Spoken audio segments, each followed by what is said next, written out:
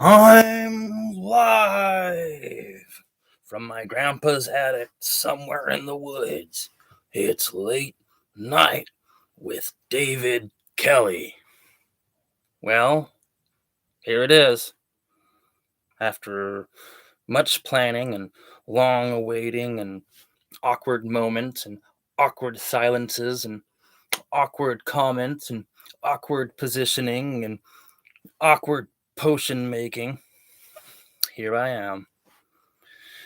Anyone can ask a question at any time, but I must tell you, I will get bored very quickly, and things may just get pretty interesting. So, orders of business. My main focus of this channel is to share ideas. Thought experimentation is one of my favorite things to do. I love testing the boundaries of the internal mind, the boundaries of moral philosophy, the boundaries of political discourse, the boundaries of not only myself but those around me. And I tend to test them. I tend to test them quite a bit, and got no problem doing it. Actually, I do have a major problem doing it. I would like to stress just how much courage it took for me to finally hike it all up, and get things going. Didn't really want to do it. I actually still don't want to do this. But I figured, well, I sure do talk a lot of crud on a lot of other channels.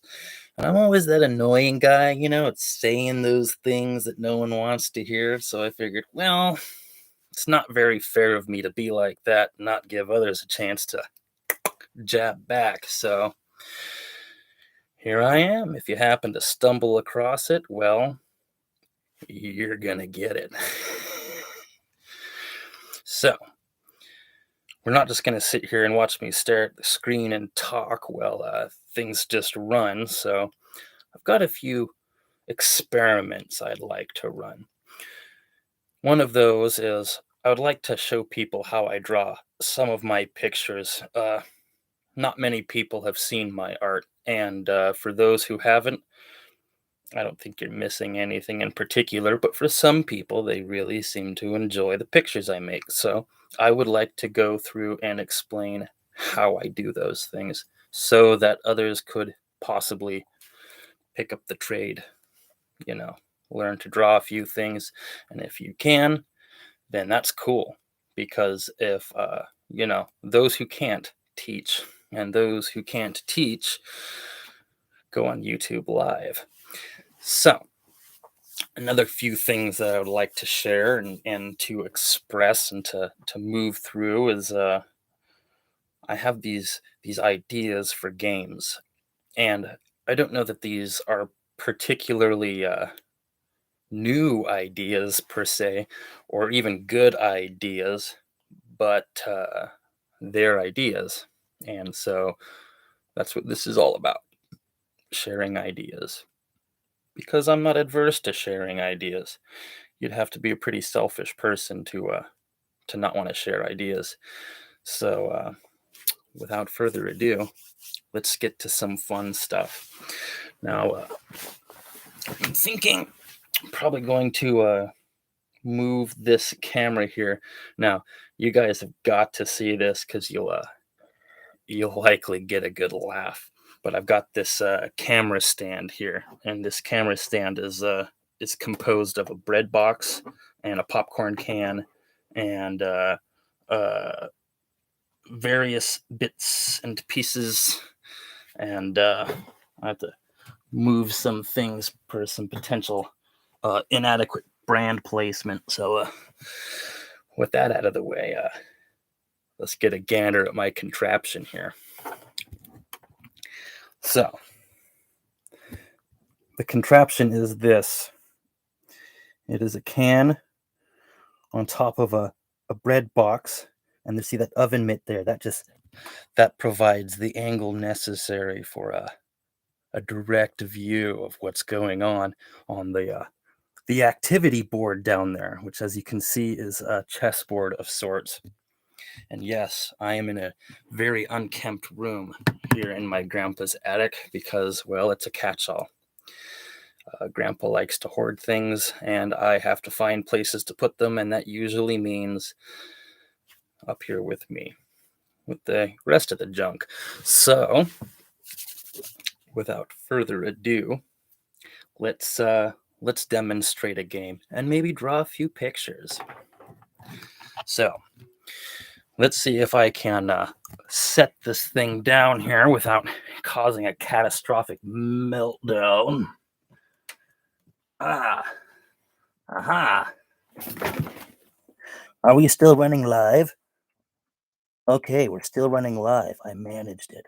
I pulled the stunt. I did the job. Oh boy. All right.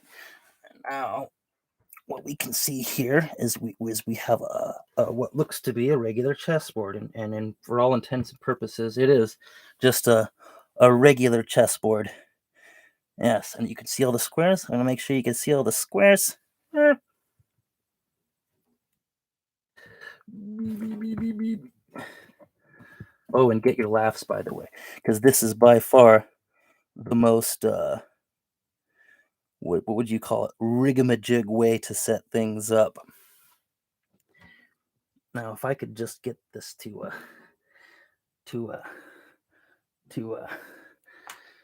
oh, and yes, I do sleep next to a litter box because all of the crap gets stored right next to my head. That's just the way life is sometimes. We're not all dealt fortunate cards. Some of us, we live in very humble spaces, us human beings. So, now there you see it. Now, this is a pretty fun game.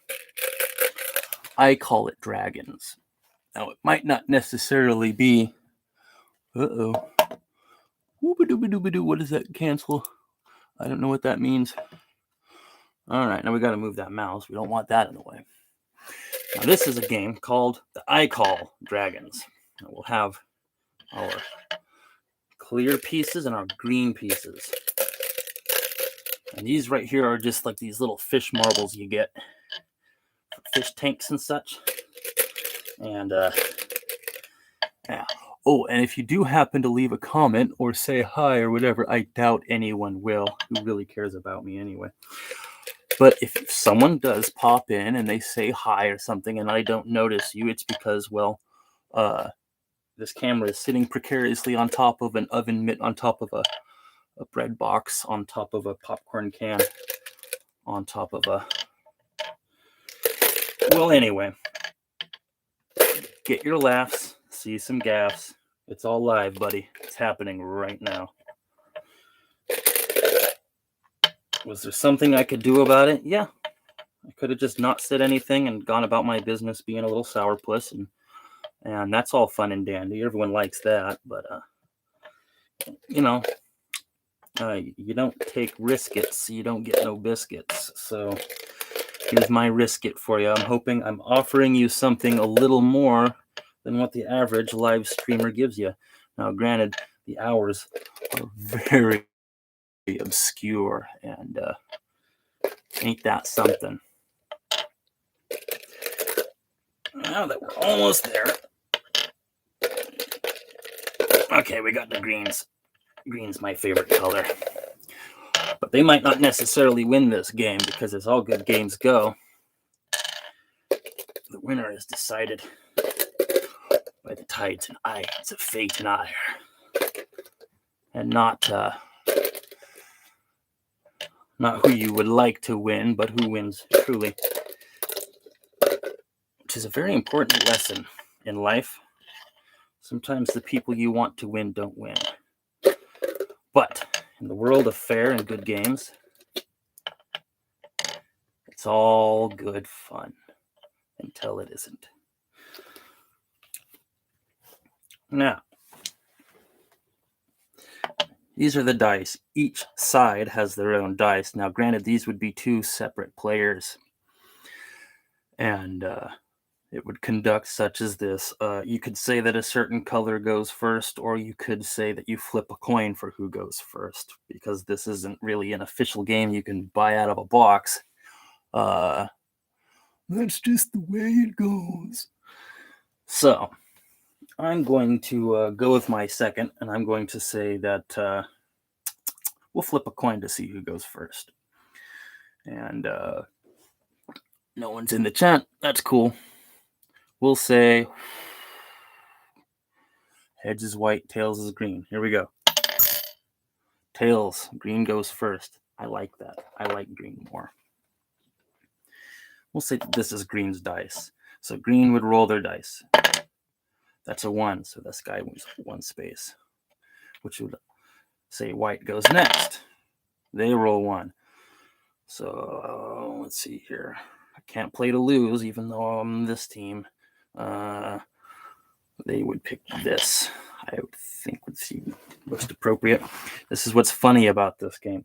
So you have to move the amount of spaces that the dice says, but you can move as many pieces as you have spaces. And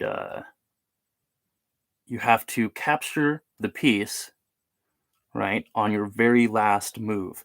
And you cannot move diagonally. That's all left and right directions. Okay? There's a reason for this. And the main reason is tactics. So let's do it again. So green would go now.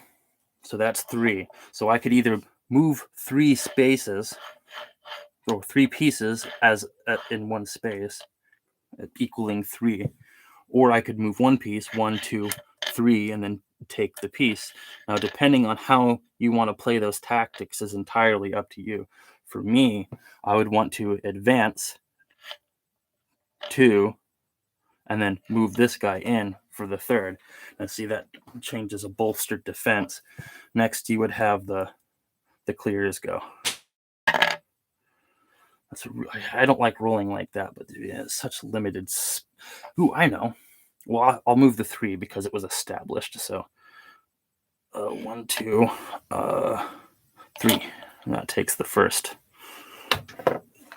Okay. So there's 4. Oh, wait, I used the wrong dice. Or didn't. No, I didn't. Okay, so that's 4.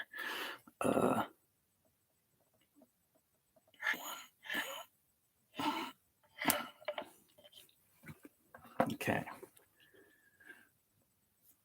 Next, I'll roll it this way. He's supposed to go there, and that's 2.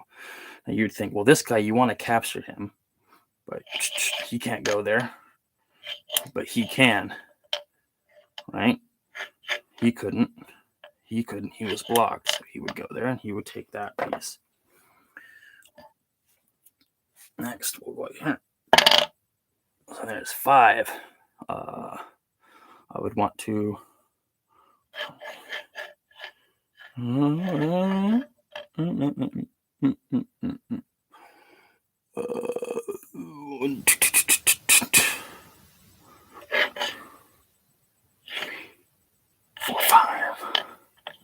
And yes, you can move back and you can move forward. Like let's say you're very limited. You roll a 6 and you don't want to move any pieces really at all. You go 1, 2, 3, 4, 5, 6, and just leave your guy right where he started. You can jank a move like that. So we'll see here. Green went. It's white's turn. 5. Very good. So in this one we'll go 1, 2, 3. Moves forward up. And then 4, 5. And this is the game of dragons. So we got 6. This is a very fortunate move. You can go 1. You can go 2. You can go 3. You can go 4. And you go 5, 6.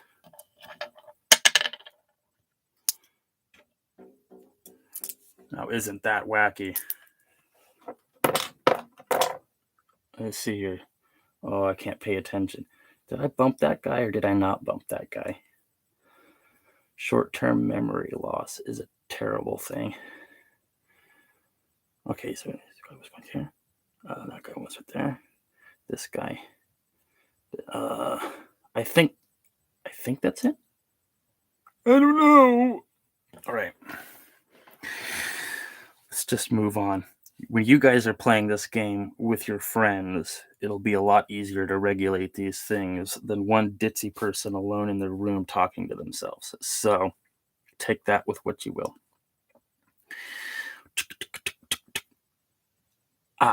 Clear as go. Lucky, they got 6. 1, 2, 3. I can keep track of that. 4, 5, 6. Yeah, that's an easier way to handle that. Just sitting there wondering if they did this or that or the other. 1.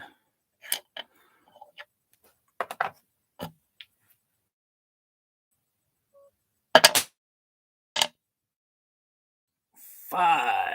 So we'll go 1, 2, 3, 4, 5. Sky one. Go. Greens will go. That was a nice little in-betweensy. So we got 1, 2. There we go. All right, so go 1, 4, 1, 2. No, we wouldn't want him. 1, 2, 3, 4. No. Okay, 1, 2. No. 1, 2, 3, 4. Bam. That's good. Now, you could call this game whatever the heck you want, really, because it's not patented. No one's claimed it. Unless no one's played it before. Maybe a bunch of people have played it before. I really don't know. They're just ideas. So, 3. Very good.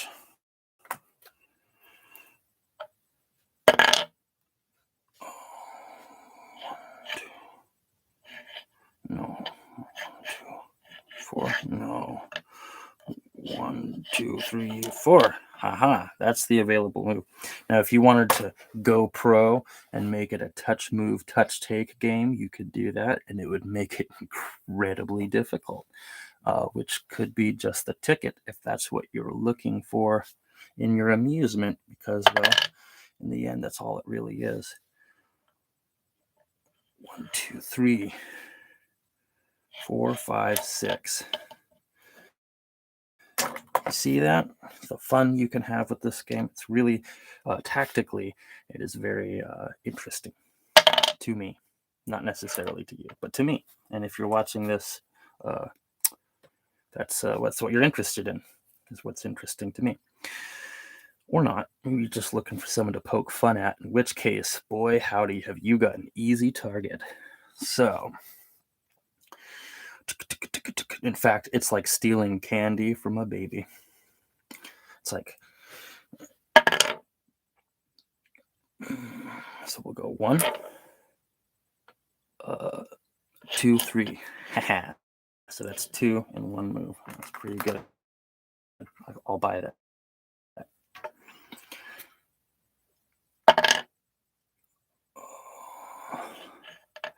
1, 2, 3. All right, brings him forward. I'm going to move these pieces here into this cup.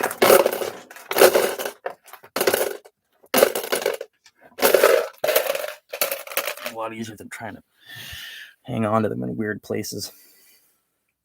White's just 1, so let's move our greens. 6. Really cool score. So we'll go 1, 2, 3, 4, 5, 6. And that moves a green up deep into the field. 4. 1, 2, 3, 4.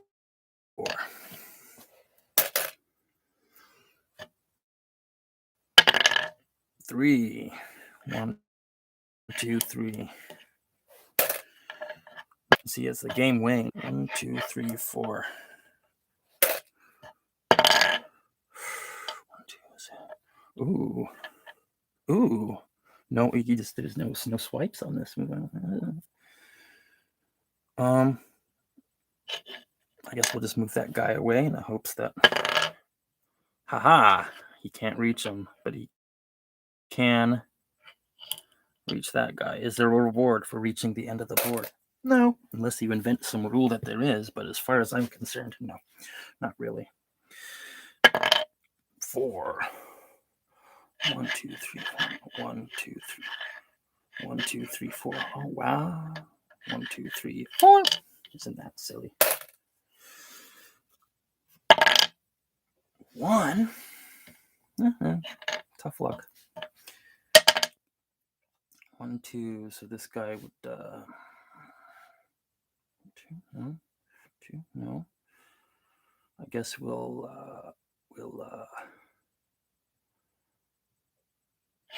move him back. See, that forces people to come in. 5.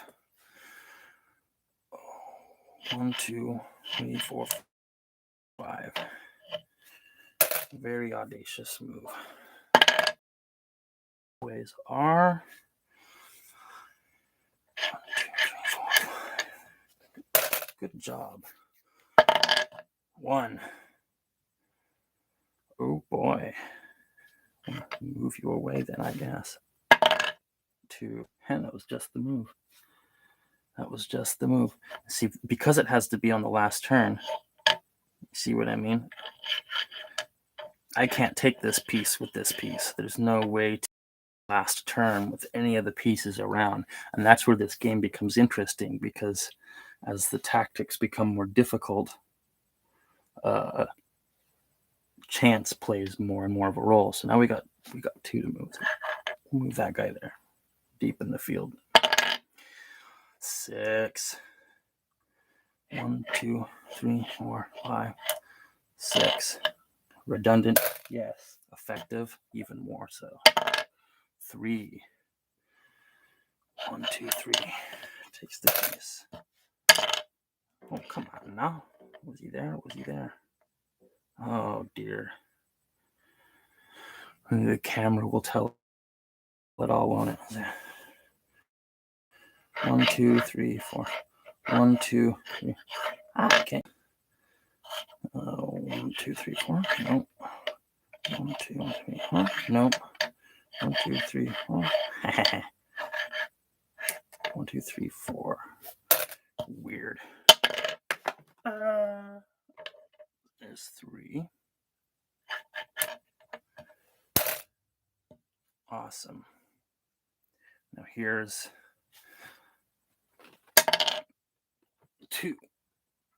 Now these pieces are really in a bad way, aren't they? I'll lose at my own game by winning at my own game. Isn't that great? Well, when you have no friends and you're late at night all alone, and it's just kind of what happens, isn't it? 4 moves. Yeah. 1, 2, 3, 4. No. 1, 2, 3, 4. There we go. There we go. 6. 2, 3, 4, 5, 6. Get a gander at that tactic right there. 5. Well, I guess I'm probably going to lose this, aren't I? Oh, no. Oh, 1, 2, 3, 4, 5. Good job. 4. 1, 2, 3,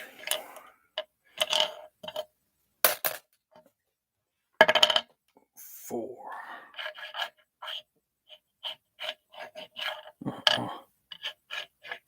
Good job. 4.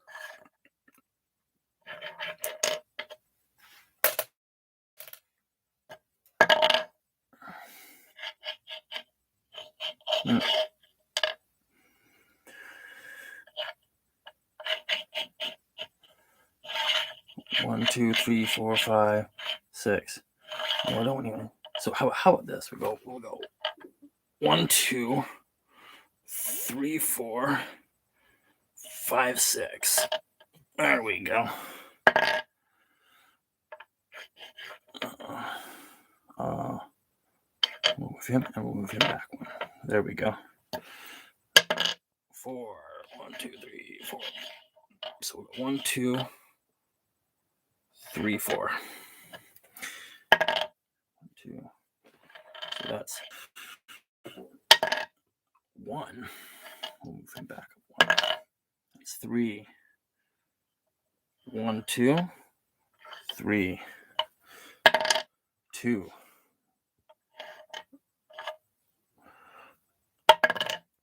2, 5.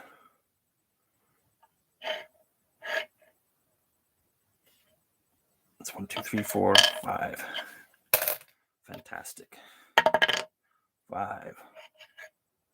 1, 2, 3, 4, 5. 1, 2, 3, 4, 5.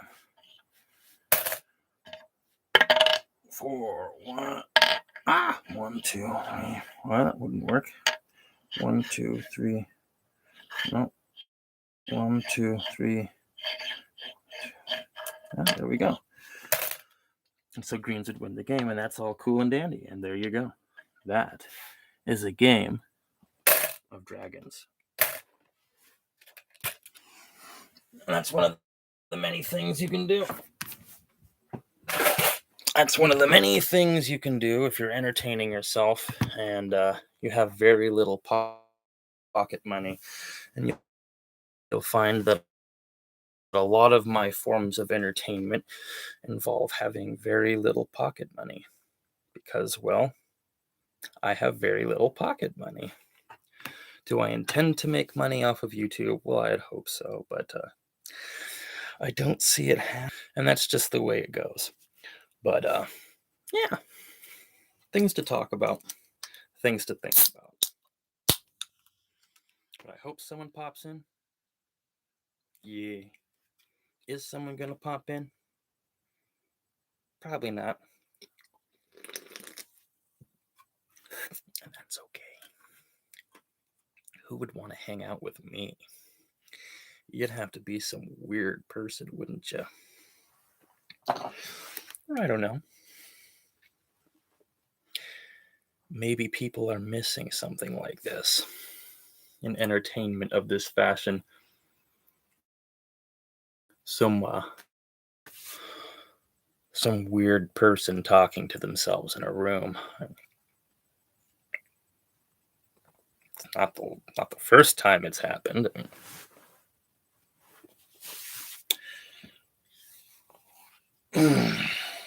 Things to share, things to think about, things to share, things to think about.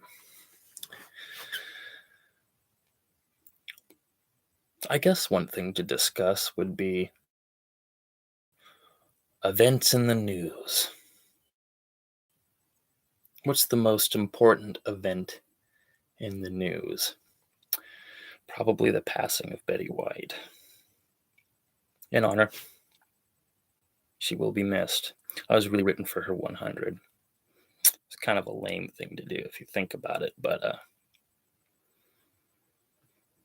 I would hope everyone that I care about makes it to a nice, ripe old age. I would really hope so. And you can't really decide who gets to make it that far and who doesn't. If you were to ask me, I would hope that everyone gets a chance to grow old and live happily and healthfully. But we don't all have those benefits.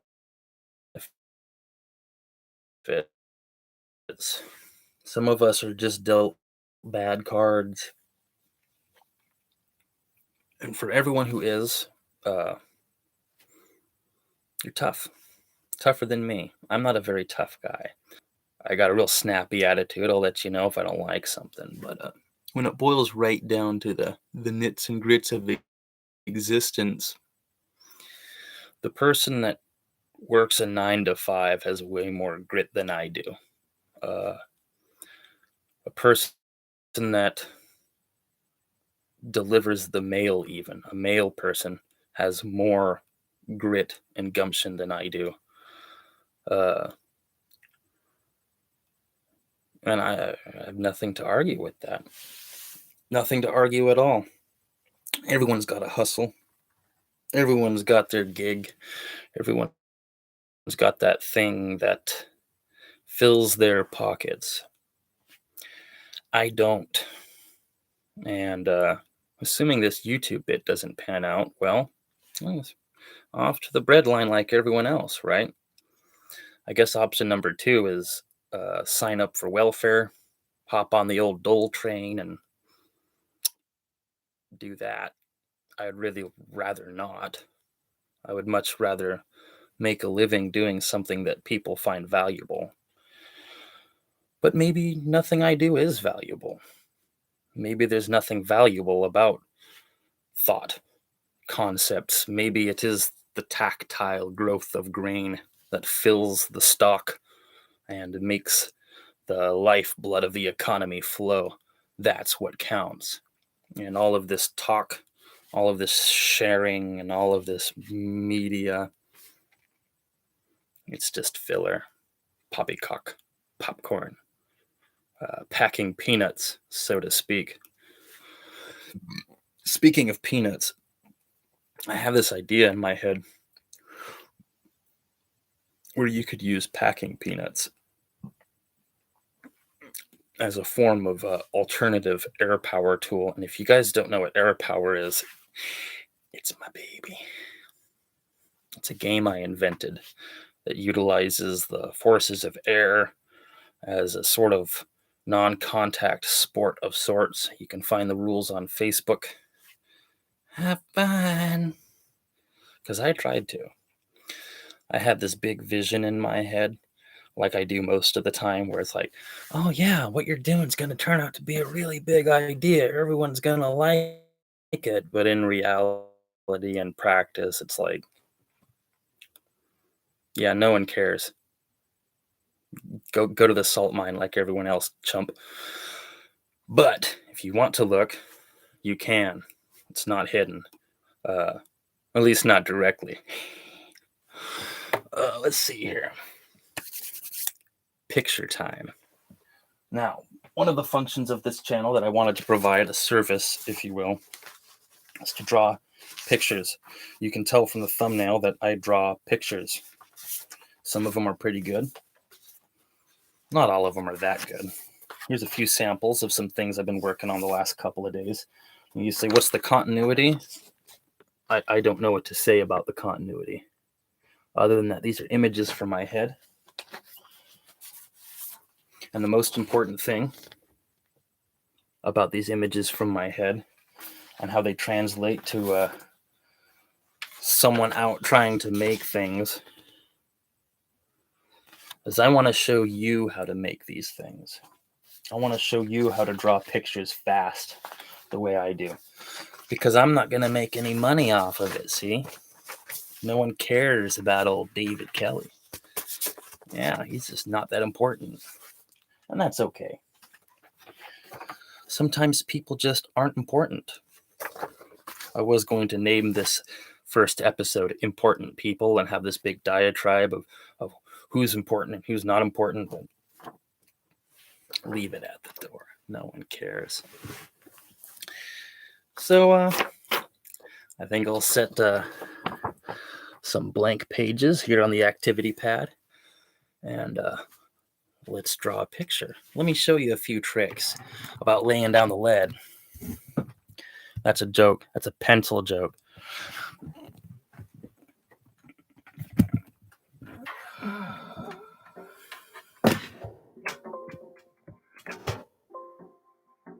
Uh-oh.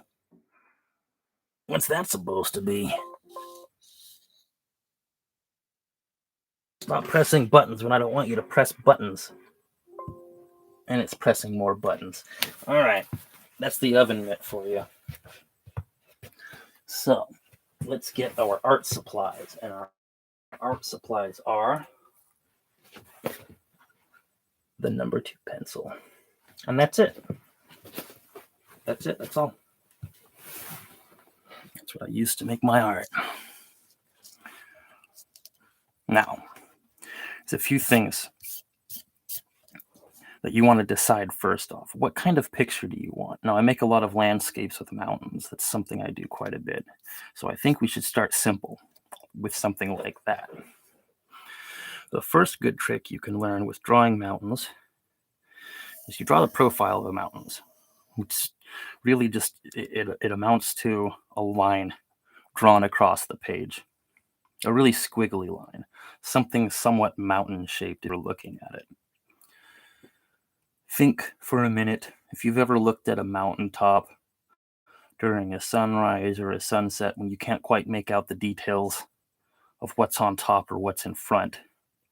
You'll see the silhouette of the curvature of that mountain. You just kind of imagine what that should look like and you draw that first. This right here is literally as chaotic as it comes, completely random. Next, you want to imagine, how is this mountain shaped? Are there any mountains in front of it?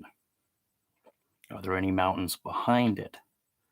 For the sake of simplicity, we'll say there's just a few short mountains in front of it and no mountains behind it. We'll make our imaginary light force here. Light force. Ha ha ha ha. We'll make a few foothills in front. Now, that one's way in front of the other one, so that one is going to take some dynamic shading to really make it look good. Let's add a few more chaotic bits. How about a lake? And this lake will take up a corner of the screen. There you go. And we'll put the shore of the lake right about there. Now, with just a few simple lines, you're already beginning to see the field of view that's being generated here. But that's not what people really want to see. People want to see something junky like this turn into something pretty and complete looking. Next, let's decide where the tree line is. Now, I'll say the tree line will be about here, which means the tree line will continue about there. And then that's where it got. Next, let's hone that tree line. There's a couple of ways that you can use Mr. Buddy Eraser, which will get rid of mountainsides for you. And not only that, but give you a very nifty following line that's left behind from the groove of the pencil. You can make the tops of the trees there. And you're thinking, what are you doing here, man? This looks like crap so far. Yeah, but I'm not done with the picture yet, see? It takes composition, it takes time, it takes attention, it takes care. If you want something great in life, you got to put in the details.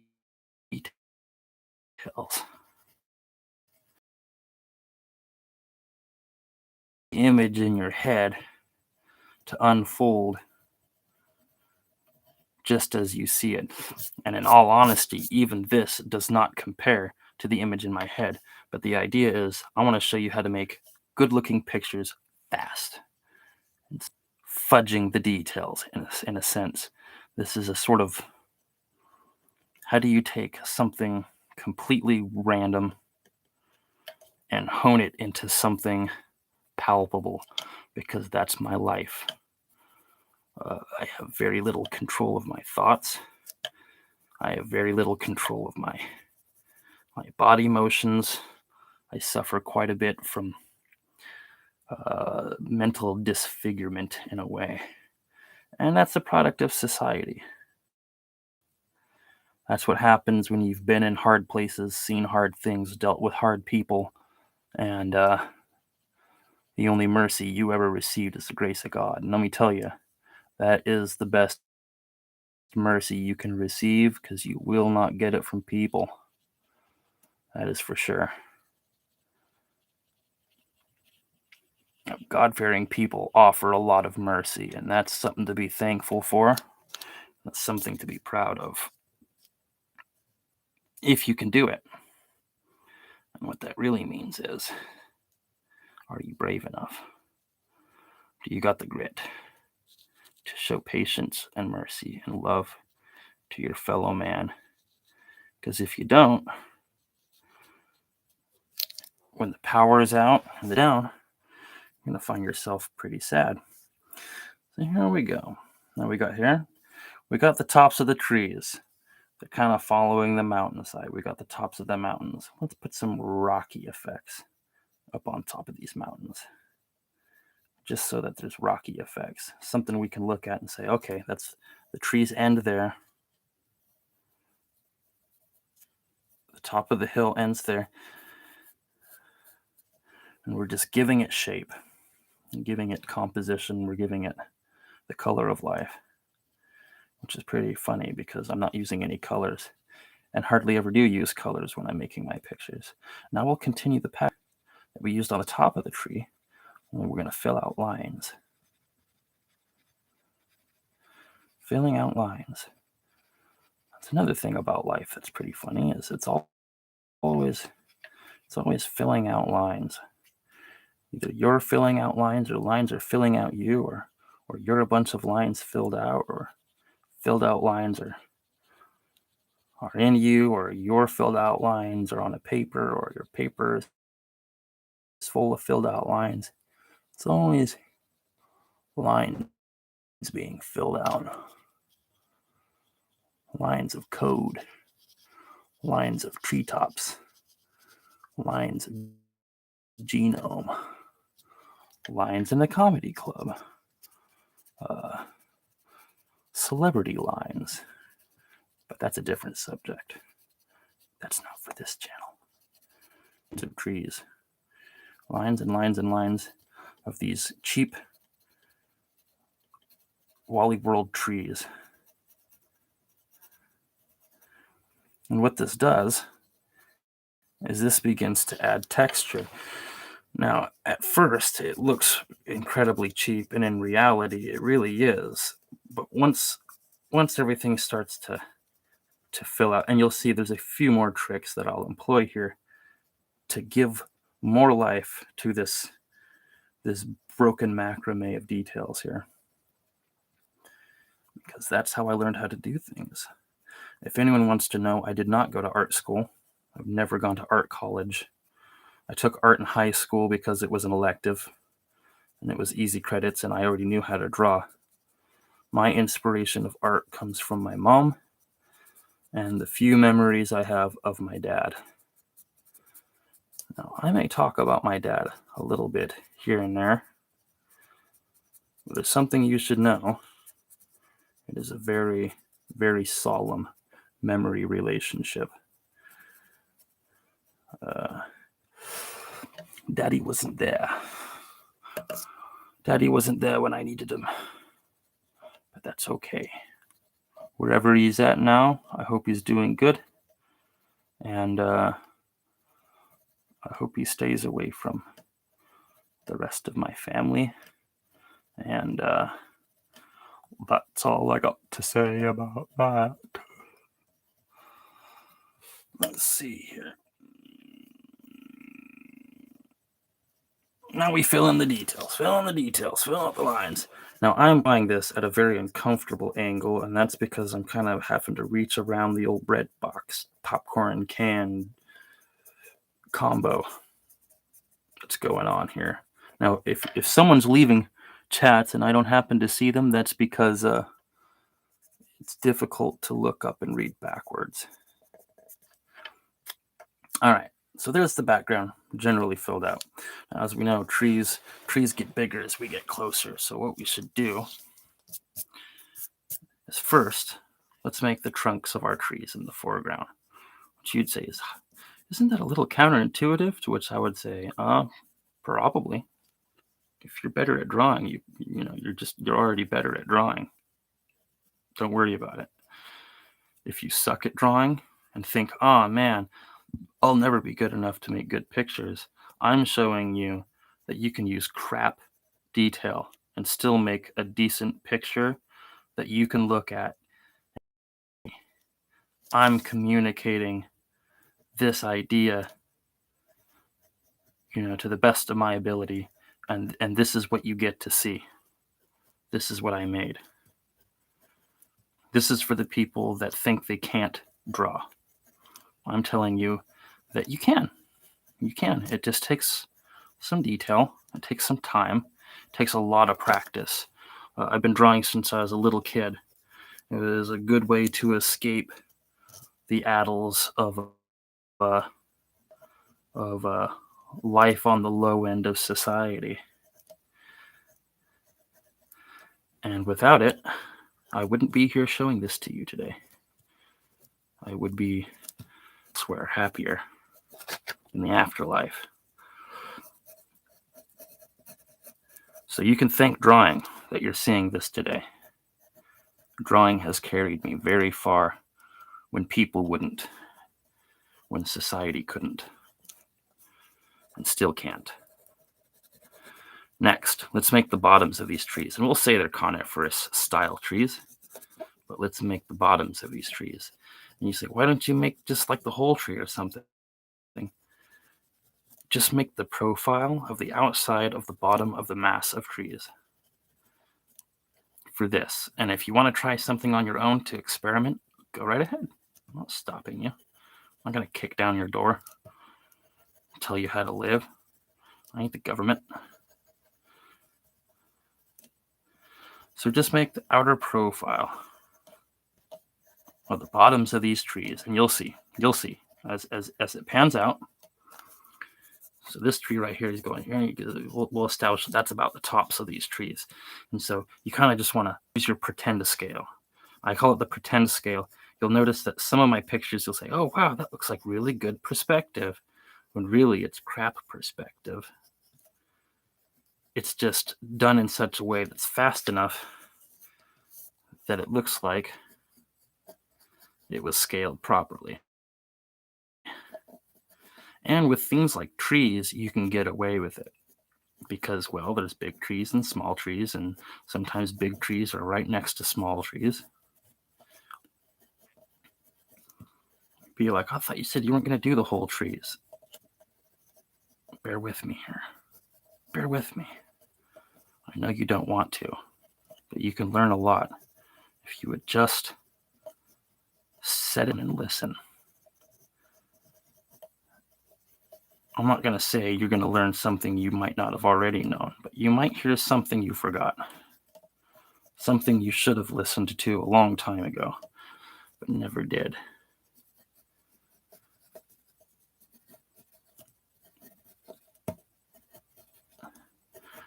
Now I'm filling in these middle trees. Now, this right here is kind of spaced apart.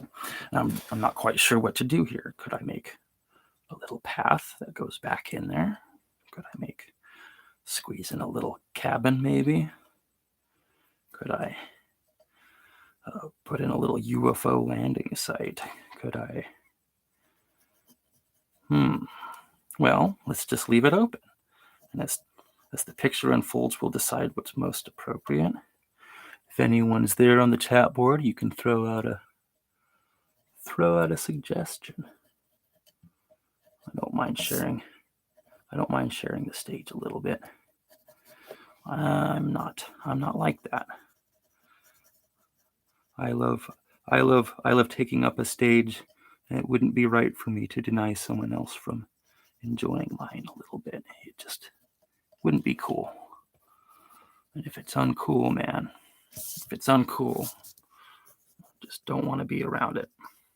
Let's make the front of a very large tree that's taking up the foreground, see? And let's make these more coniferous trees. Why do I pick coniferous trees? Because they're very easy to make.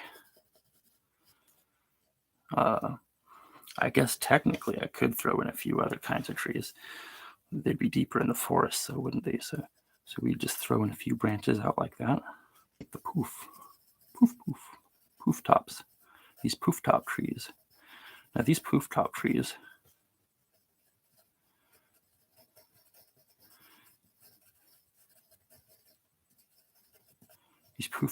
can really fill out the space. And so, but you don't really want to be making a whole line of pines and then you're gonna make it look like they're standouts in the community there. You make a whole bunch of poof top trees. It's like someone just planted a grove of pines in front of a lake and just left all these poofy trees as some kind of hidden grove. I don't know. I guess you could. There's really nothing against the rules of drawing that says you couldn't do that. And if you're drawing your own picture and that's how you want to do it, that's how you can do it. I'm not going to kick down your door. I'm not going to tell you how to live. I will chastise. But then again, I receive a lot of chastising myself, and I would say it's probably due. I'm not the best behaved little bear in the world. I am a mean little creature. And so my misery is very, very well earned. I don't want anyone out there to feel sorry for me, although some might. I don't think they really care. I don't think anyone really cares whether I live or die. And so that's kind of another incentive for me to do that. Any testament or thing I can offer to someone who is needing something, I'll just try and share what it is I'm good at. And if you can manage to make something good out of that yourself, that's something you can do. And I'm not gonna chase your heels over it. Like, let's say you look up the air power game and you think, oh wow, that's really interesting. I wonder why this guy doesn't do this as a YouTube channel. Like, this seems way cooler than that. It's because I don't have anyone to play with. And the main reason I don't have anyone to play with is because I'm not very friendly. If you were to go through my internet browsing history and go through what I've posted on social media and this and that, you'll see that I'm a very, very flippant, snippy, cold person. And I would say that, yeah, I am. I don't have very fond opinions of current leadership. I do not have very fond opinions of the current financial system that people seem to make themselves beholden to or choose to be beholden to. But that's not what this page is about. I'm just letting you know, if you're going to go poking around looking for things that I say, you're going to find a person so cold it burns. So let's add some more treetops. Let's add some more treetops. You think, why are you doing this? Why do you even care?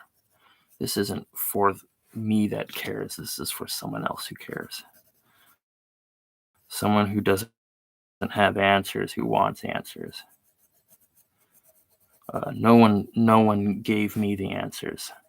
I had to figure them out on my own. And let me tell you, it's a painful thing to endure if no one's going to help you.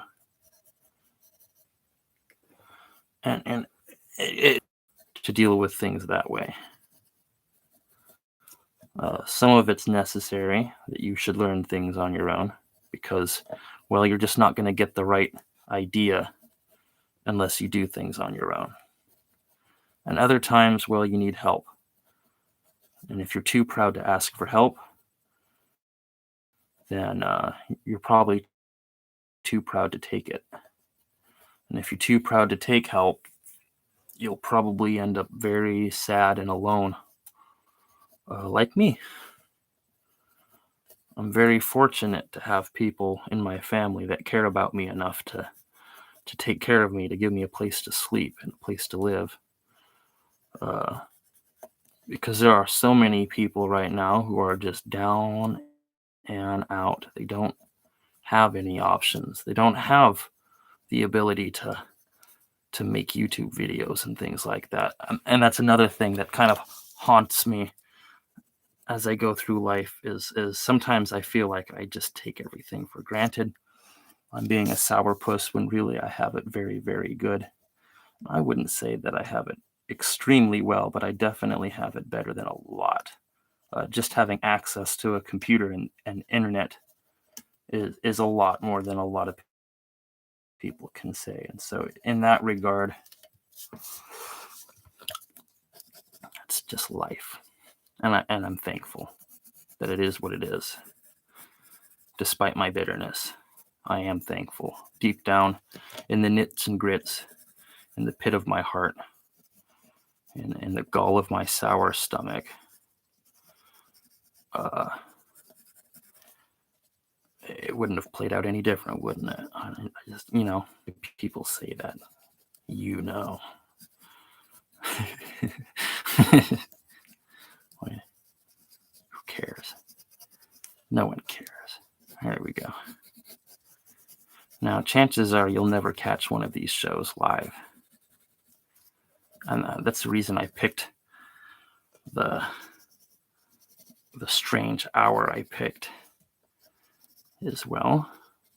It doesn't attract a lot of attention to be most active in the pits of the night. Unfortunately, it tends to attract the worst crowd. And that's something I've always been really worried about when it comes to YouTube and doing YouTube things. Is YouTube corporate does not look after its own. If there's anything I've noticed about the company of YouTube is they don't seem to look after their littlest guys. They leave them in the dust. And I would feel that why would I be any different? Why would I be any different? But if you want genuine, natural content, here you go. Don't say it doesn't exist. Don't say it's not there, because this is where it's at. In the wee hours of the morning, in the middle of the night, in the humble attic space of some poor kid who wishes the world was a better place.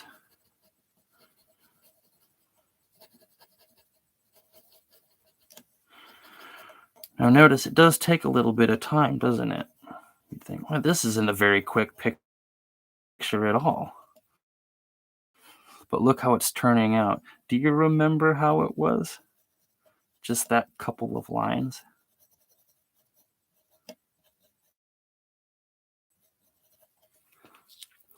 All right, I think I've decided. I think I'm going to put a little cabin. Because you punch the wood to get the cabin.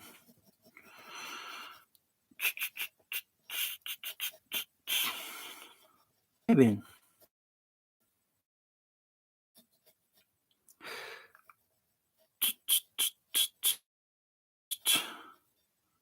Put a little thing up there, and we'll put a little window right there, and we'll put another little window right there, and we'll put the side of the house, and then we'll run it to the side down, and then it stops right there.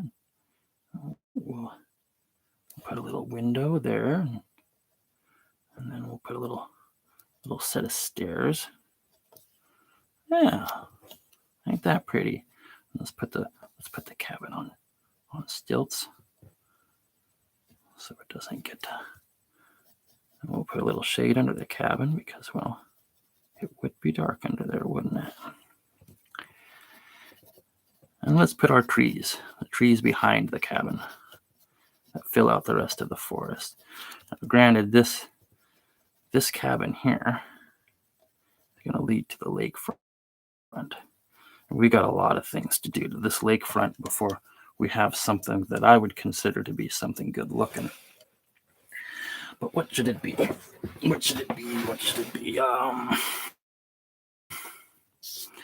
Here's one thing we can do. Oh, not even there. Wow, I've got to make this thing a lot taller, don't I? Like half of that game I showed before is just all ruined. Oh well. Or I don't know, maybe you don't. I've noticed a lot of people that live don't really learn. Would number myself among one of those that live and don't learn.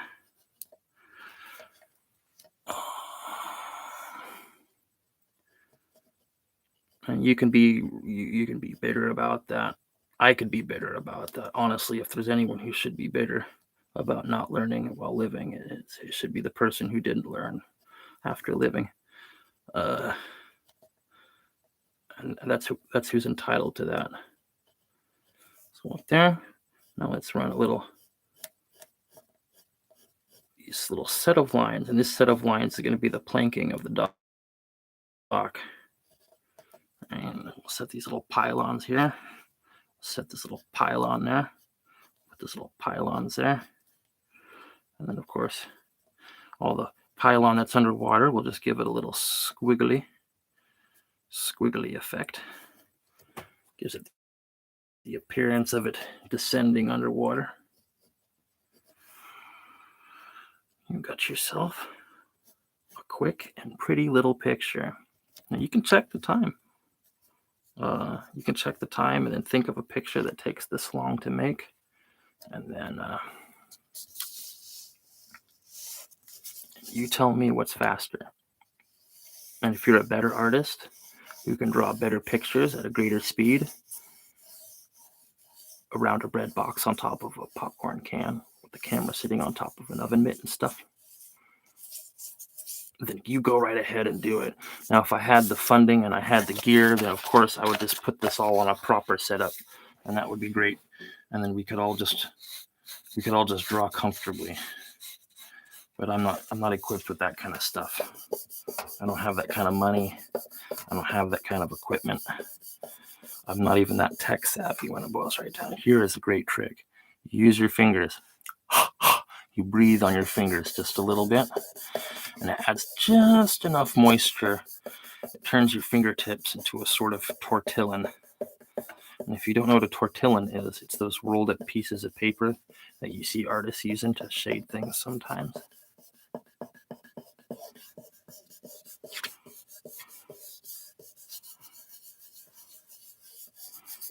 There we go. Now we could take the shore of our lake and let's just erase it. Because what that does is we're always going to have the groove lines. We're going to have the remnants of that hard line. We're just going to be sitting there.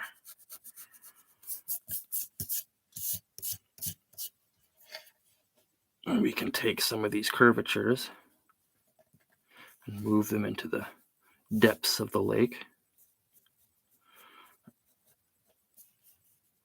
And we can take these, make sort of like a soft, it looks dark, but it's actually very softly laid. Pressure is a huge thing to consider when drawing with pencils. You can draw a very dark line with very little pressure, or you can draw a very light line with very high pressure. See? We'll just leave that little oof there for people to think about. That is a hard line of light pressure. This is a light line. Yeah. You can see once we run the little finger pastel, you'll see what the difference between a dark light line and a heavy dark line are.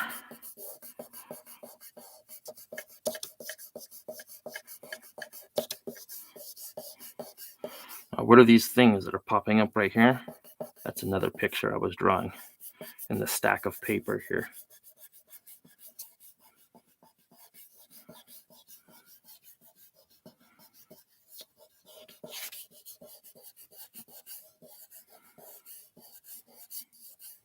You think, why did you put this as an adults only page? Because I don't want to say the wrong thing. I have a very bad personal filter when it comes to saying the right thing and the wrong thing. And if I were to say this were a kids show, I might accidentally say something that wouldn't be appropriate for a general audience.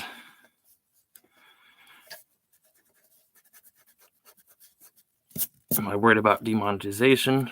No, I'm not even worried about monetization. No one cares about me. I'm just something people look at for the sake of looking at. Now that's created a sort of soft, almost water-like cloud. And let's say if you were to add a pylon here, right? And you cut this here, make it look more like a structure. We'll add some lines on the side of the house. Well, add this sort of like loopy sort of texture to resemble shingles. We'll shade that in with the fingertip pastel. And in really no time at all, now we use the side of the pencil. And with the side of the pencil, we're just going to blast the side of every tree. We'll pick, since we picked our light source of over here, it's going to be coming kind of from this angle, probably taking up more of the middle of the tree actually. As it casts in this direction. What does that mean? That means these trees are going to be shaded on the other side. Now, a really neat trick to get around that, if you're single-handed, is you simply flip the page over, follow the light source down, and put your shading there, upside down. You think that's really weird? You'll see it works really well in the grand scheme of composition. So let's, there's the center. The center trees are going to be dark in the middle. This one's on that side of the light source. So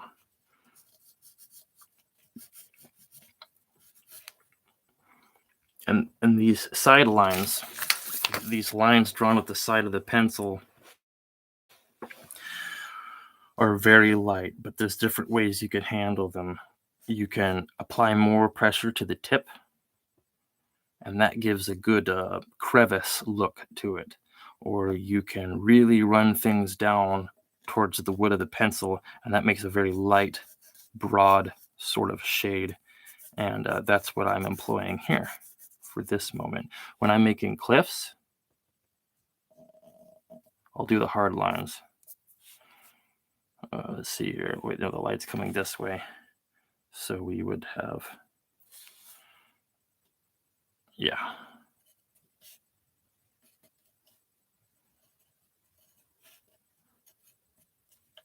That sort of look. Now, one thing you really want to do with rocks is you want to make sure that your crevices and your demarcations merge. You also want to add a certain sense of rigidity to everything you make, unless you're making rolling hills. There's always the rolling hill.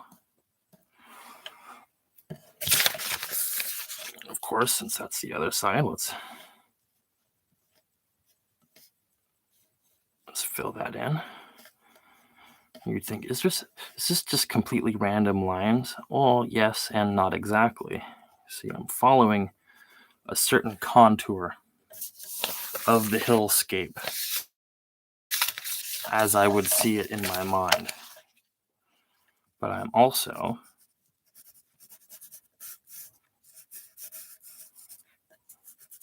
just sort of putting out texture scribbles, so to speak. It's just there to give it texture. Because what we're doing here is we're making fast pictures that look good. Made fast looks good. Made fast looks good. That's all we're going for. And you're not going to get much out of it. Oh, hey, what's this guy? He says, Neonsk site. What kind of that's not much of a quote. Not very notable. But hey, welcome. Hi there, guy. What's that say? It's looks like some Cyrillic of some kind. Well, welcome to the show. You're the first audience member. Yeah, look at that. How many people get to say that? Probably just the first audience member of every show.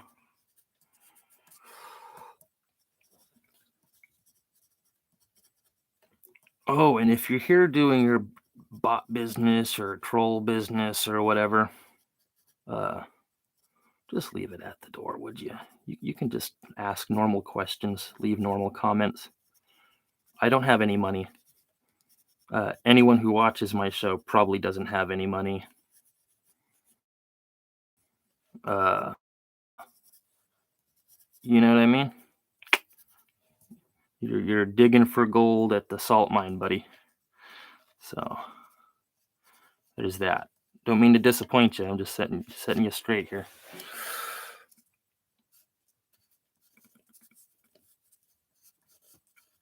Next, we're going to add a certain shadiness to this by filling in the entire thing. You think, why did you go through all of that fine texturing if you're just going to fill it in? Well, one, the eye can pick up what the camera cannot. And when you're looking at this with your eyes, when you're taking a brief scan of the picture, you'll see. It gives it a very nuanced sense of depth. And on the camera, it looks even better, I would say, almost because you can't tell how crappy it is. But that's what this is about. This is about showing you how to make those kinds of things. Yeah, I don't know who you'd be advertising to, guy. No one cares about old David Kelley. It's just the way it is. And if they did, they're still not allowed to, so.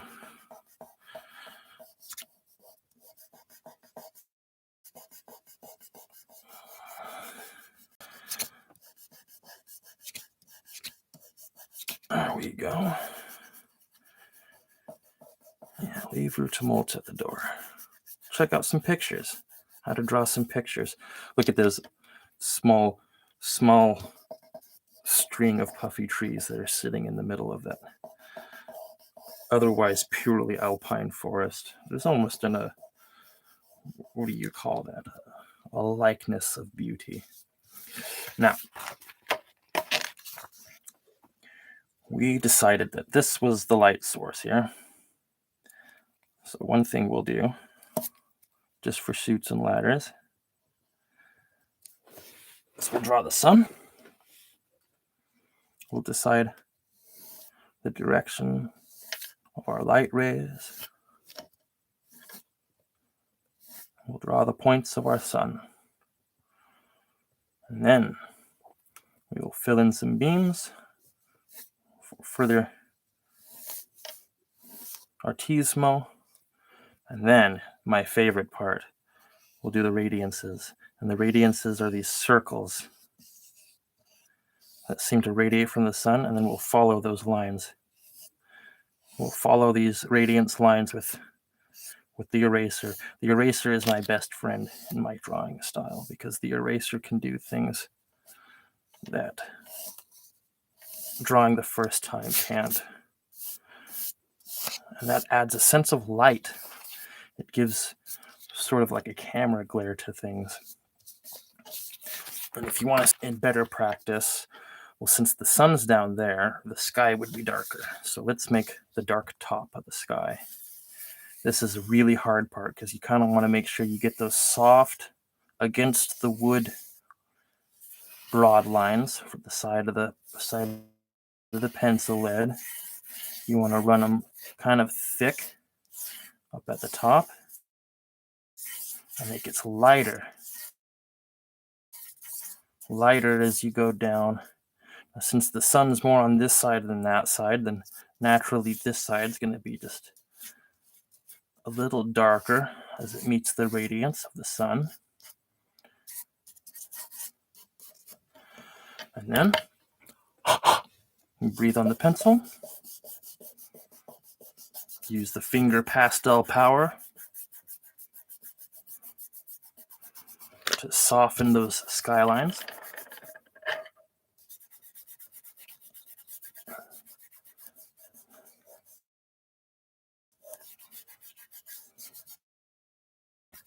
And once you've smudged all of those out, you can bring it all down. Bring it all down. All down into the You kind of pull the darkness of the sky into the sun. See, darkness is just an absence of light. So naturally, it tries to take up the space the light would consume. And so what you get is one, that right there, that's a big flub. Big flub, bad flub. What do we do about it, huh? Oh boy, I really hit that one hard. Maybe we can get it to, oh boy. I guess there's no such thing as mistakes, as some folks say. But that's a flub. That's a big flub. Let's create something with it. So I think what I'll do here is I will put a small town on top of the mountain by drawing just a handful of little boxes. And we'll have some taller boxes. Oh, isn't that weird? Where is this place now? Where would this place be where there's a city on top of a hill like that? Let's stretch it. Let's have it sprawl. And so what this will do is this will justify the amount of smog that's hanging over this hill here. All right, let's redo our radiant circle so you can really see how it pops. Radiance lines. Wow, there you go. Now you're getting and just in a few happy minutes, you have yourself a decent picture. Now you can watch over this video and you can see from the very beginning to the finished product that really none of it is that detailed. Not a single thing about it is that detailed.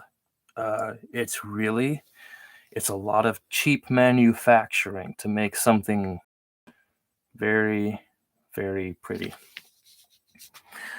And yeah.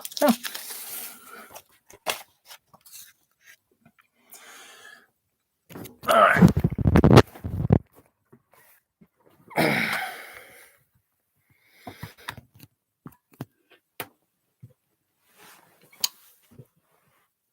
Anyone think about anything like that? Anyone got any questions? Comments? Didn't think so. All right.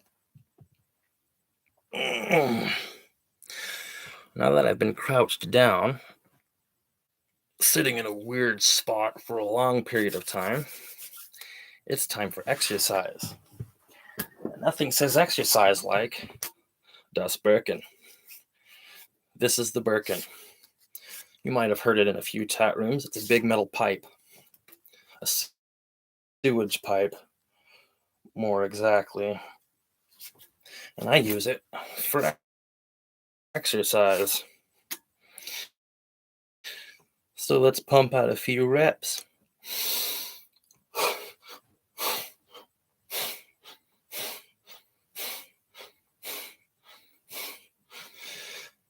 Just like this. Now it's not a very heavy sewage pipe, but it's heavy enough. And the idea is you want to go faster, not so much longer, but I guess being able to rep for a longer period of time is always a good thing. The idea of this is to go faster, though.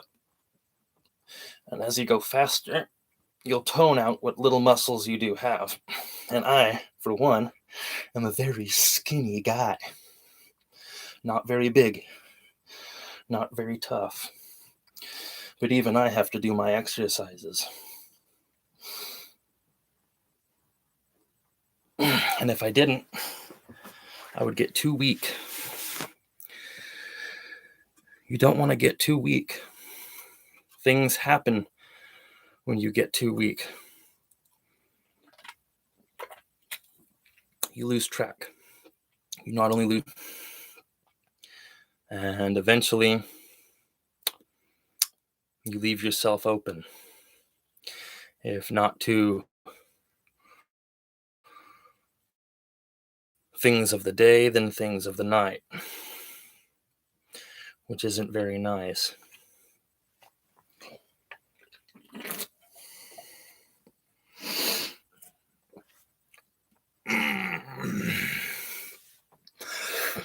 What are some other good activities? Anyone can suggest a thing if they would like to see. Me personally, I am very disturbed that I did not get this camera stand high enough to capture the whole activity board, because there's a number of other games that I would like to express, but I didn't space that out correctly.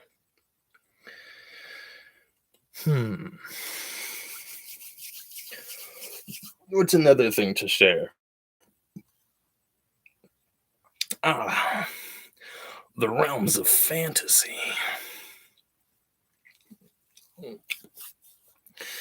So, fantasy, most of it is based off of books they've read, video games, movies, things they've seen, things they think about. My idea of fantasy, of course, is in some way based on that kind of stuff. But ultimately, I like to play with concepts that are beyond the realms of standard fantasy. I like to mix sci-fi with magic. I like to mix philosophy with religion. I like to mix reality with non-existence. And with that comes some very strange things. Now, granted, it's a lot easier to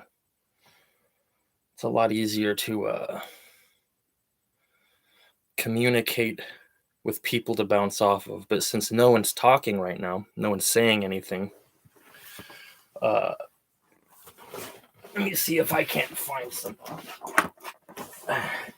toys.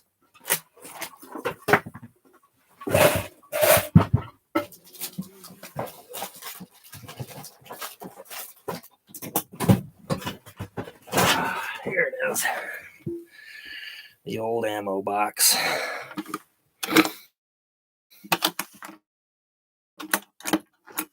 And this contains my greatest weapon, art.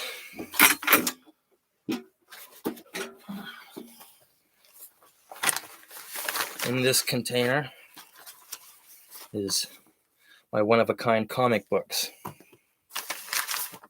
Things you cannot buy at the store.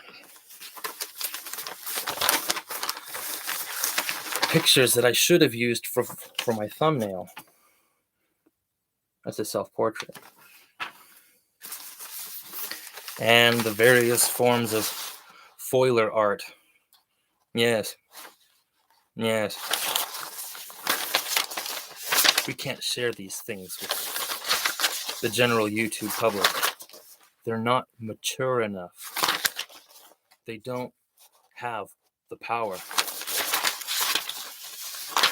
But there are certain pictures that I think I can. This one's one of my favorites.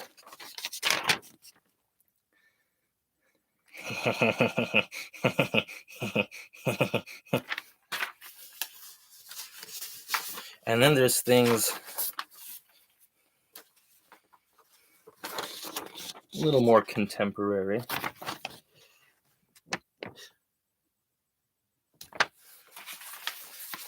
And then one of my personal favorites are dream maps. And dream maps are locations that I've seen in dreams. And typically it's nightmares. A lot of the time it's nightmares. I'm plagued with quite a few of them. In fact, I would say that I have so many nightmares that lesser nightmares are dreams, and then there's nightmares. This one's a really funny idea. From the makers of the Roomba robot. It's the Froomba. It's a laser pointer on top of a cat's head, and the laser pointer tells the robot where to go. So you know how you have those cleaning robots that go around and vacuum the floor? Well, this one, you can attach a laser pointer to the cat's head, and it'll tell the robot where to go. I thought that was $1 million idea. I don't think anyone's going to buy it. I don't think anyone's going to buy it. Oh yeah, this was an idea for a comic book called Poorville. It's a pretty cool idea. It says, "Gee, Clem, this green energy rocks. I grow enough pot to pay for my power."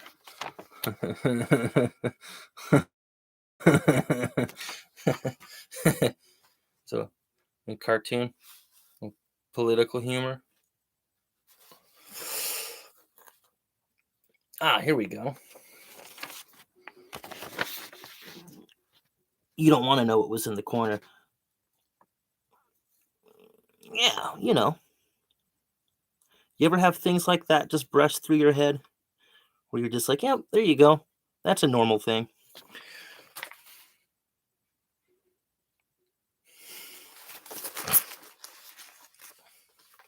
Here we go.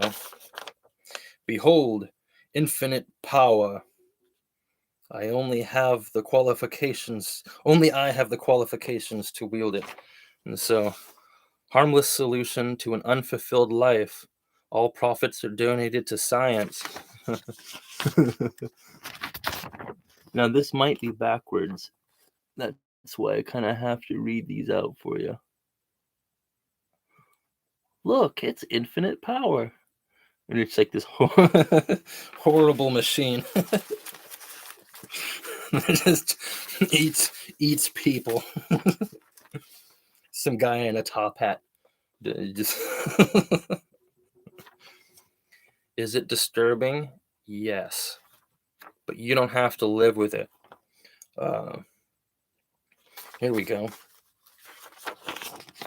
I draw a lot of these, and this is a dreamscape that I call the test lab. And basically what it is, it's this place in my head that I go to in dreams sometimes, where it's just hallways after hallways after hallways of these lab rooms.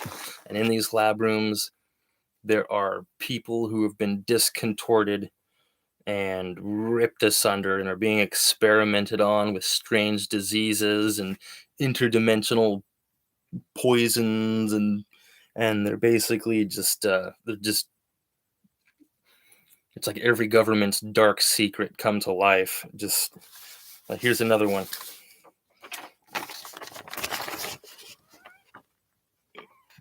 And a lot of the time when I'm stuck in these dreams, I'm armed with just like hand tools and stuff, and there's these people chasing after me. They're in a somewhat zombified state. Specters and ghosts chasing me around. How do you beat up a ghost? I'll tell you, but I won't.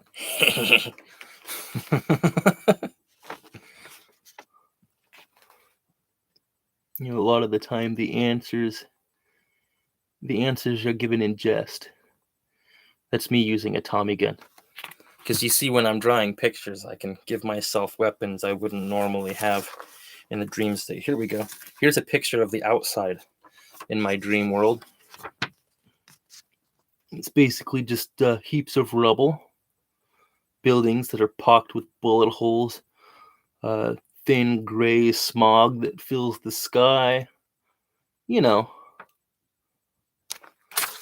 stuff the government aspires to, or at least it seems to. Yes, lots of these. Ooh, here's a good one. So there's a picture of these people that are approaching what seems to be a hole in the ground filled with thousands of clamoring, flesh eating zombies. There seems to be a guy right there who's eating himself, and some some dude over there who seems to be engorged with rotten flesh. But on top of that, you can see there's shadows of people that have been imprinted onto the wall from some sort of horrible force, faces that are emerging from the pillars. Another resounding theme in a lot of my dreams. It's really haunting stuff. Now, I could show you these pictures with better clarity, but I'm probably only going to do this one or two times to go try to get a job at a dairy or something. If I get killed, I don't think anyone will really care.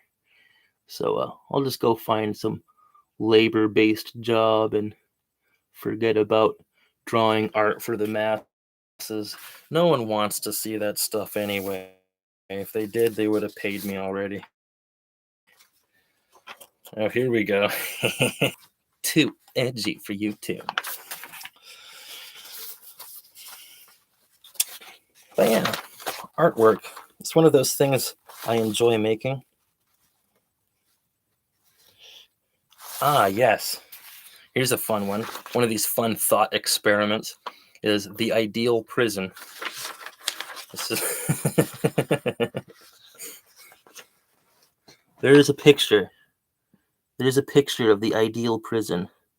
As you can see, there's your person. He's inside of a giant white room with no edges. There seems to be a bed that's mold formed out of the ground and a couple of plastic nipples that stick out of the wall and what appears to be a toilet without any edges. Now, let's explain this. All right, so every person has knowledge of prison and its functions, but how many have devoted time of day to perfecting it? The figure displayed is my idea of the ideal prison, with utmost respect to intent, idea.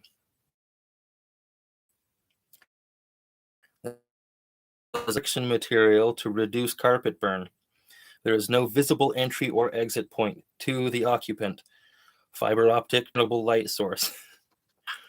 There is food is a tasteless nutrient auger supplied 3 times daily. Water is supplied with feeding times via wall nipples. Bathing is performed by staff under sedation during sleep, so you don't know you're being washed. Basically, when you go to sleep, they put in a knockout gas to make sure you're fully out, and then they wash you. So you never leave your cell to go to the shower. No cellmates, no cafeteria. The light will blink on when feeding time. Nutrient auger. The bed is poised in the center of the room and consists of the same material amalgamous to the wall. So there's no under the bed. There's no corners to the bed. It's designed so you can't hurt yourself. You're trapped in a place that you can't hurt yourself. You're being fed consistently. All right. The room's air and temperature are interchanged through microporous tubing throughout the cell wall, so there's no air ducts that you can see. It's transpermeable material that allows light to pass through, and water and air temperature, all of that moisture and humidity is regulated through that permeable yet impermeable material. Microporous tubing through the material.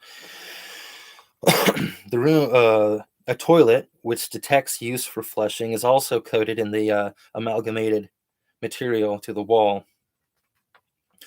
And these are the benefits: no more general population, no more showers, no more cafeteria, no more entertainment, no human interaction of any kind. No propaganda, no sound, no taste, no notable smell. The psyche breaks down in months rather than years. Signs of compliance are better monitored and monetized. And prisoners are human beings and can be just like you and I. There simply must be denied senses as we do to ourselves willingly. And that's the idea of corrections. You see, it's basically a sensory deprivation chamber where the prisoner would be put into and kept for an extended period of time until, uh, any kind of human interaction is respected. Does that make a lot of sense? Does prison make sense at all? It's all kind of cruel. You might as well just go for the bank and make something treacherously terrible. Ah, here's a few fun ones. These are some mini comics that I had made that I was hoping to share on, but I don't think I'm going to. In fact, once they kick me off of YouTube or whatever, then I'll probably just stop playing with the internet altogether. Because why hang out with people who can't hang? Y'all can't handle. Y'all can't hang. Why bother with it? And then I have this sort of surrealist, what I call a pseudo-conscious art, which is it's been yeah, just get a gander at that. Now, granted, anyone who's going to be watching this will probably be watching it afterward, if at all, because I doubt anyone really cares. Yes, Milk for President. Now, this was a long period of time. It was called the Milk for President series. And, yes, the idea being that who you want for president is as a product, like milk, indispensable, universally accepted, not really alive, but not really dead. Here's another motivational posters. And that says, the only time you don't have a choice is when you choose not to have one. Yes, that's my idea of a motivational poster.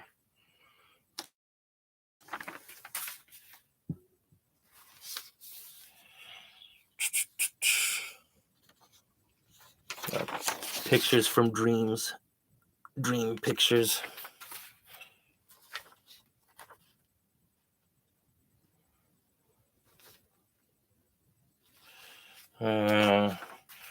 Too edgy for Facebook, too edgy for YouTube.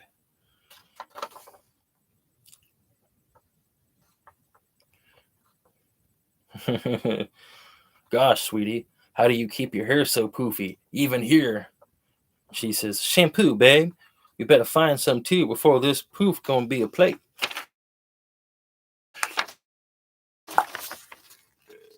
That's something I made for the heavy metal folks out there. Anyone who ever read heavy metal comics, you'll know. It's a different place, different way of thinking. The concepts of psionescence. Now that's another episode. This one, I call it Rocket Man. Yes. Enjoy your pictures. Enjoy your fun. In the world of fantasy, you can go many places.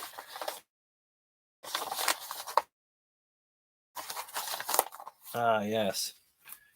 Someone might have even seen this one.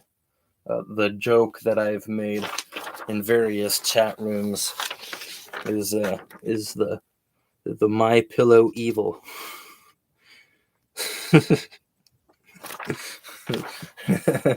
It says, introducing My Pillow Evil. Each My Pillow Evil is powered by a dark flea for the best sleep of your soon-to-be shorter life. Only $129.99. Oh yes, more of that pseudo-cerebral art. Yes.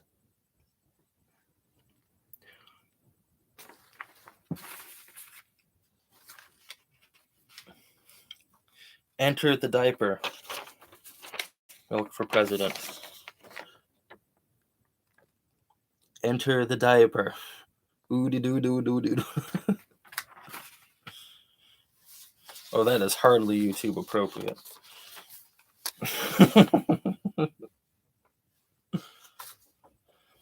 That is.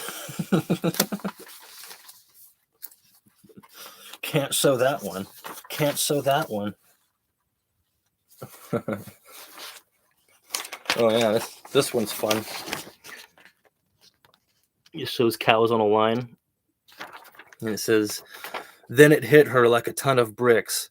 The sounds, the signs."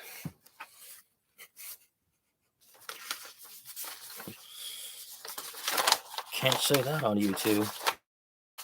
Can't show that on YouTube. Look at this.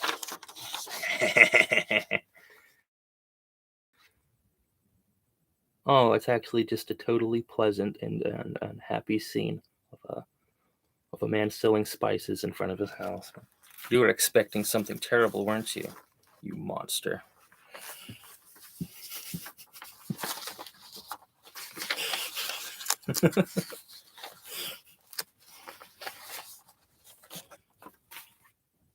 Mm.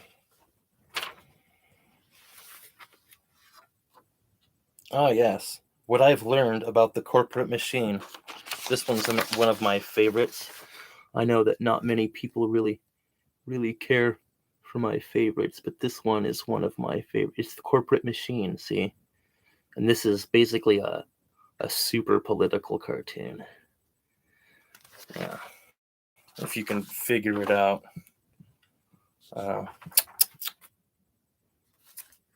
If you're ever wondering, hey, I want some of these pictures in better detail for myself, to which I say, too bad. Y'all should have been better to deal when I was better to deal. Y'all out of luck now. I'm not going to share nothing with you. I'm sharing enough already. So this one right here is great.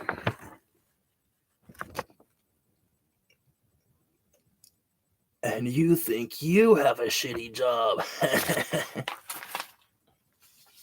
The poem of cyanoescence. Ooh, this one right here. It's called the Kelley cuff. And this one, any aeronautics engineer out there who's trying to develop a dragonfly shaped aircraft, you can take this idea home with you. It's a freebie. So basically it's like a bearing trapped in a grease sleeve, and then that bearing is controlled via, like, right about here, right there. That gets swiveled up and down, right? And then that's connected to an internal swivel here, right? And then outside of there goes to the wing. And so basically the bracket is attached to the housing of the aircraft, right? And then there's a cuff, the same way you have like attached to the wing. It pumps out, and then there's a clasp in the middle that will basically it shoots it up and down, or left and right, or oscillar movements. There it is. There's a side view of the rotator cuff. See, and basically what it does is it paddles the air like this as it moves. And so what you basically get rotors. You get rotors that are spinning, and everything's timed out the same way you would have in a camshaft or something like that. And what you would get is an oscillar motion on these four wings that basically they generate that kind of air fluid motion, which will get you what I'm guessing would be the dragonfly flight effect. This is a ventricle plasma tube. and it was an idea I had for a water reclamation system for a steam engine. And that was, but that's part of a whole other plan. And these are characters in a book I'm writing, which you'll probably never see. Why? Because I'm losing interest in society. I'm losing interest in even caring to try. Why? You tell me. You tell me why someone with a lot to offer would be losing interest in sharing. Please, I'm waiting for answers. Go on. Oh, here we go. Here's a little story. So here's the picture for you. It's a very strange picture, I know. And it's the legend of Draco Mountain. Long before the Drominid pilgrimage existed on the land, a Dr. Draco had been knocked off course by a fierce storm while traveling the Tenzit Isles of the southern Sardona. When he found land, no such place had ever been mapped, and he figured he had died and arrived in some sort of afterlife. No Drominid had set foot on this land and made record of it, so he began building a home. He soon discovered that the locals were far from hospitable, and as he was forced into the mountains where the natives couldn't reach him, there he had used his vast knowledge to build a fortress. His background in alchemics and genomancy were unparalleled, and he had gone mad in his lonely toils. He had brewed machination, an organic servant made to serve a purpose. For him, it would serve as a companion emotionally and physically. He had drawn from himself and many other local creatures with mild manners and formed the first Draconian. Ooh, that name's been used before. It was in a female form and was immaculate. Though mostly Drominid, its physique took on the traits of some of the other creatures: the Protovisc's eyes, the Feraline's tongue, the Drominid's skin, Bermuit hair, Basilian's extremities, and a Grinwalden's mind, an Aelid's heart, and the manners of a was most pleased, and being mad in general, had consummated a marriage with the Draconian, and by way of miracle had borne a son. The Draconian mother had in time learned language, ethics, and psionescence from Dr. Draco, and in short time his son had as well. When he came of age, Dr. Draco had decided his son would need a wife as well, but having no other Drominid to draw from, he drew again from himself, his product of his mother. Though socially they had consummated a marriage and coexisted moreover peacefully, their children were afflicted by inbreeding and had grown spiritually unstable. As time waned on, Dr. Draco had grown old and passed, plagued by a cosmic and arduous life surpassing her creator by hundreds of years. In this plight, the demented children of Dr. Draco were trained as she was, taught as she was, and bred as she was. Their society lives quietly atop Mount Drinko, south of the Bastilian capital. The Draconian mingle with general society. The rule of thumb is to keep away from them, and they'll never pursue you. The record of Dr. Draco were paramount to building the Ascadian culture. Isu had delivered them upon the site of the first settlers. Things I'm working on. Don't act like you care.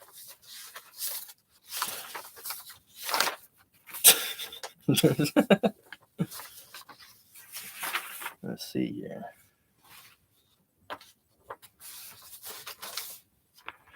Characters. Things you don't care about. More characters. Speaking of characters, I like to work on languages. Golden stars to whoever can decipher what that says.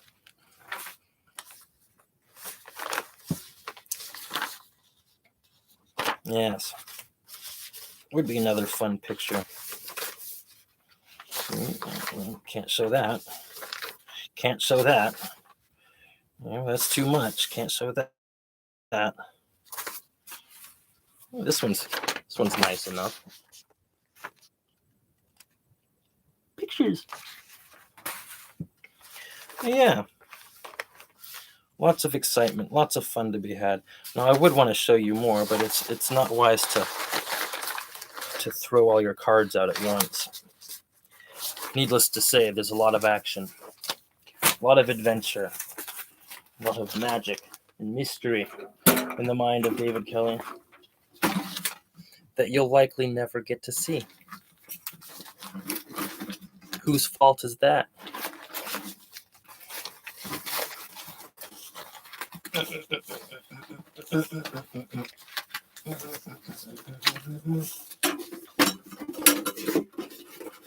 Oh no. Now you're going to see why all my pictures are tattered.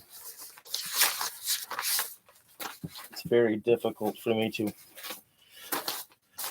keep track of them. Some of these pictures are trash and some of these pictures are good. I'll tell you what, this is just a fraction. Just a fraction. So many of them. So many of them. If I had $1 for every picture I drew, I wouldn't have to worry about getting a job on YouTube.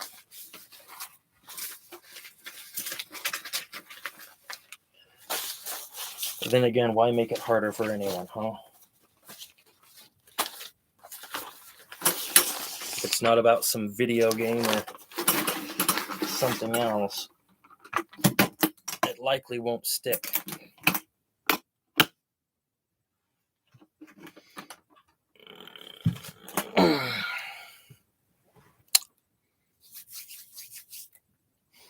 Anything else? Anything else? Well, there was your chance, guys. There may be another someday. Maybe tomorrow.